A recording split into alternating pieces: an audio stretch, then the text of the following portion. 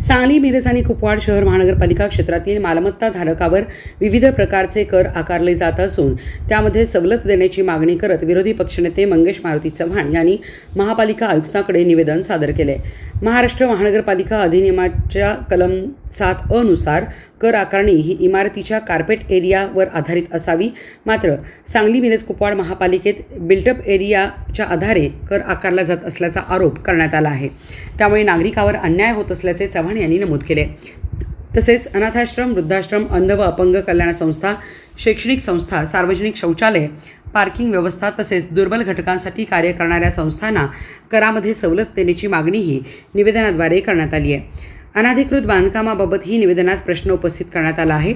500 चौरस फुटापेक्षा कमी बांधकाम असलेल्या मालमत्तावर दंडात्मक आकारणी केली जात असताना त्या जागेला पाणी किंवा गटार यासारख्या मूलभूत सुविधा पुरवल्या जात नसल्याचा दावा करण्यात आला आहे। त्यामुळे अशा नागरिकांवरील आर्थिक भार कमी करण्यासाठी दंडात्मक कर आकारणी रद्द करण्याची मागणी करण्यात आली आहे। याशिवाय महापालिकेने जारी केलेल्या नवीन नोटिसामध्ये दंडाची रक्कम वाढवण्यात आली आहे की नाही याबाबत स्पष्टता नसल्याने नागरिकांमध्ये संभ्रम व नाराजी निर्माण झाल्याचेही निवेदनात नमूद करण्यात आले।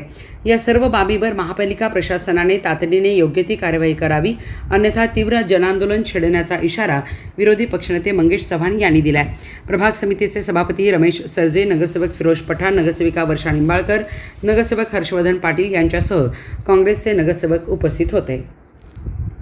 सांगली महापालिका क्षेत्रामध्ये सांगली महापालिका कुपवाड महानगरपालिकेच्या वतीनं भांडवली मूल्याच्या आधारे नवीन कर प्रणाली लागू केली आहे। ही कर प्रणाली लागू करत असताना कोल्हापूर शहरामध्ये भांडवली मूल्य 2011 ते 12 साली लागू केले। ते लावत असताना बिल्टअप एरियावर न लावता कार्पेट एरियावर लावण्यात आलंय। पण सांगलीमध्येच फक्त ही कर प्रणाली बिल्टअप एरियावर आकारली जाते। तर महानगरपालिका अधिनियम पुस्तकामध्ये पण तरतूद अशी आहे की भांडवली मूल्य लावत असताना कार्पेट एरियावर लावण्यात यावी। तर तसं न करता अखंड बिल्टअप एरियावर ही घरपट्टी लावली आहे। आम्ही आज निवेदन द्यायला आयुक्त साहेबांना निवेदन देण्यासाठी गेलो होतो।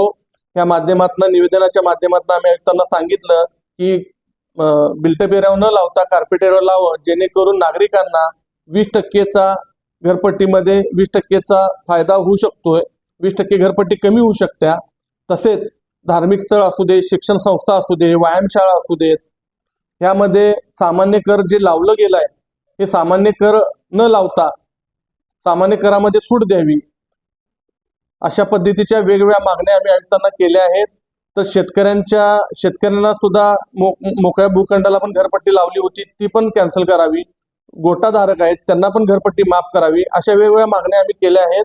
ह्या मागण्या जर काही 2-3 दिवसात पूर्ण नाही केल्या तर आम्ही महापालिकेच्या दारामध्ये टाळवाद्य आंदोलन करणार आहे। सर्व सांगलीकरांना एकत्र घेऊन, सर्व नगरसेवकांना एकत्र घेऊन आम्ही या ठिकाणी आंदोलन करणार आहे।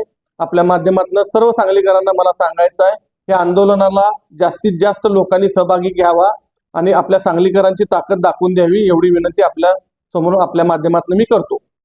आंदोलन 29 तारखेला सोमवारी महापालिकेच्या दारामध्ये 1 नंबर इमारतीमध्ये 1 नंबर इमारतीच्या समोर आम्ही टाळवाद्य आंदोलन करणार आहे।